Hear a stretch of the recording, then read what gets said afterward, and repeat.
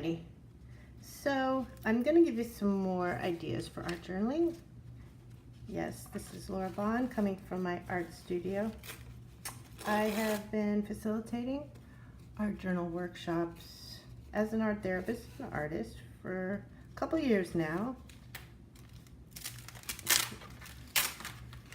And it's a wonderful way of letting go. You don't have to be an artist. You can be an artist, but if you don't like to draw or have trouble, frustrates you, you can use imagery, fine.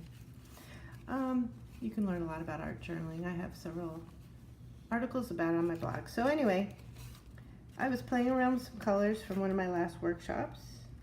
I think it was family art journaling class. And again, I could follow this background I created just by playing around with leftover paint, and I could just follow the colors, the mood, and see what happens. But today, because of Jamie Riddler Studios, I really enjoyed one of her episodes about her art journaling and her using the Osho Zen tarot cards.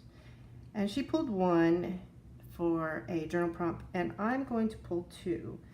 Since studying art therapy and studying our shadow side, the side of us we don't like to admit about, I thought I would pull two, like day and night, the duality of ourselves, just for fun too. I don't take it too seriously, but these cards are made with action words or phrases that definitely all humans experience. So for example, this one I had pulled experiencing, and the other side of that is turning in.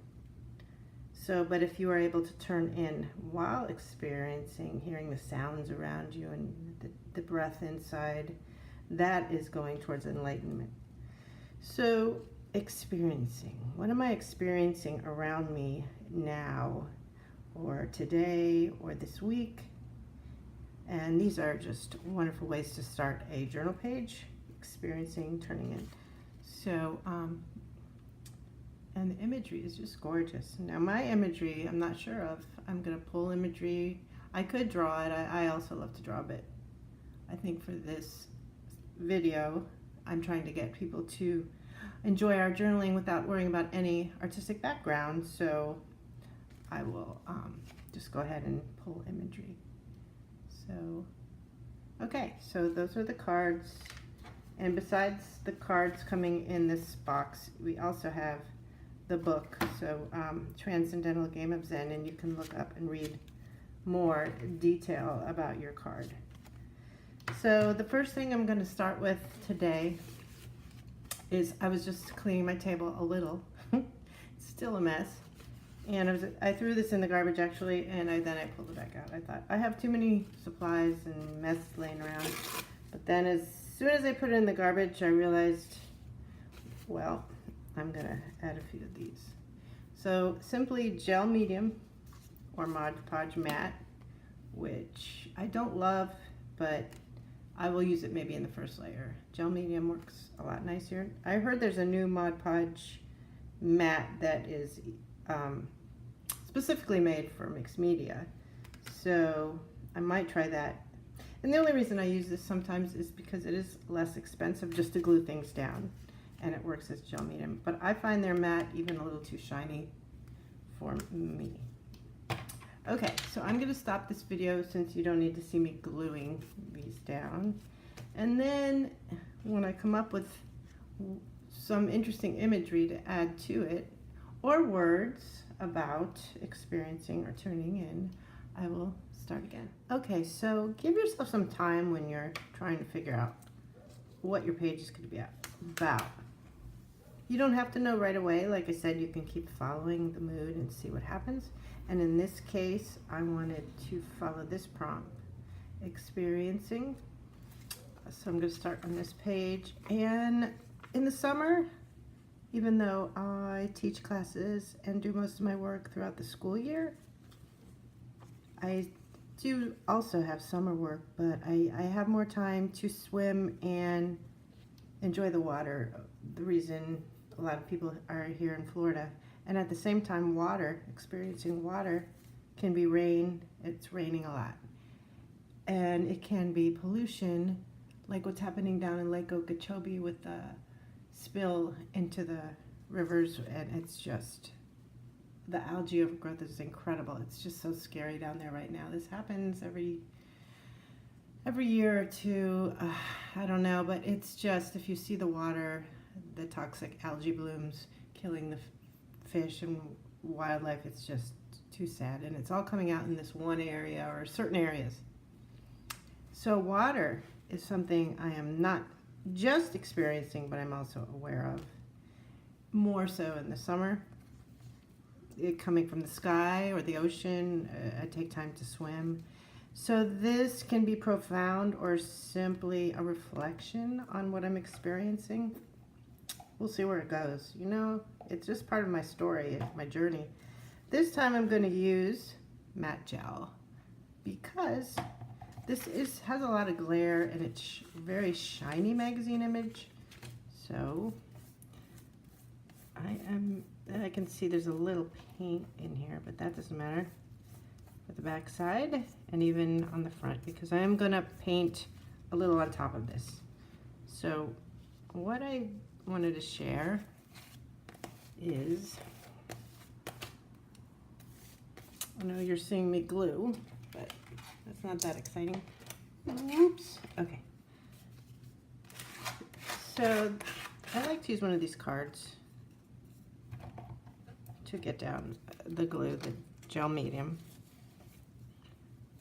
And also, I put this nice matte medium on the top. Not only does it reduce glare, but if I spill water or paint on it, the image has like a plasticized cover on it once the glue dries, clear. And it makes it stronger so you can paint on it. So then I'm going to want to have the background blend in more with the foreground picture. This is my subject. It will be my focal point. My story. I'm just going to do this page for now. If something comes up for turning in, I will put it on. But I have some good magazines on mindfulness meditation. I'm sure I'll get imagery from that.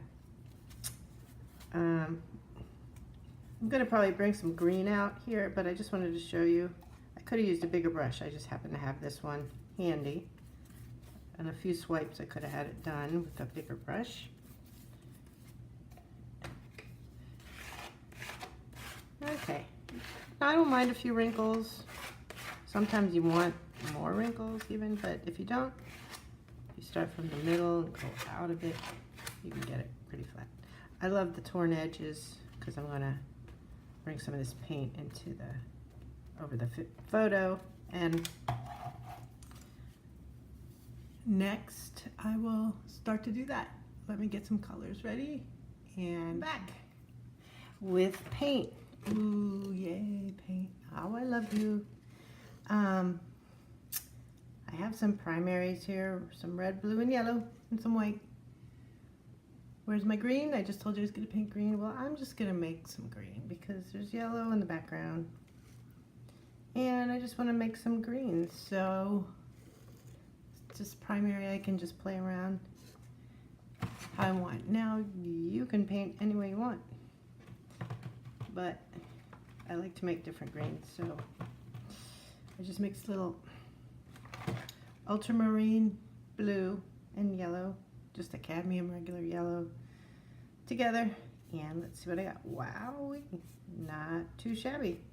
I kind of could tell this was ultramarine looking in the shadows, so I'm not looking for perfection here, but I am looking to tie this together. So, what about that yellow background? Am I going to keep it? I don't know. It was just a way to start. I might totally get rid of it. There it goes. Goodbye. So that's the thing. When you're intuitively exploring with your first layer of paint, and don't get too hung up on it. It might disappear under another layer. I don't know. The reason I can keep saying I don't know is because you figure this out. Art journaling, you figure it out as you go. I'm not necessarily going to fall in love with this, what I'm doing right away. I'm exploring with paint, imagery, and words. I'm not liking it yet, but I'm not hating it. I'm just not really going to attach too much feeling to this right now. I'm just going to explore. I mean, I'm going to observe that I don't love it yet, but take a deep breath and just explore it. So I thought this was going to be a warm page, but it turns out it wants to be cool. Blues and greens and, oh, a little yellow. I like that yellow. May bring back some more yellow. So this happens sometimes. But look, wow, I like that. You just can't plan certain things. You can plan a general, but you've got to be open to new directions, new changes. I like that. It's kind of coming out like a very artsy frame. Okay, before I go too far, I'm just going to let this dry, you know, before I make a mess. There's a point where you can play and play and then whoops. Oh, my words disappeared, which I can easily write more words. But I'm going to see if I can get that back. Experiencing. Not really, but so I'm going to write it again. So I'm liking this. Now, I'll make this a little blue there.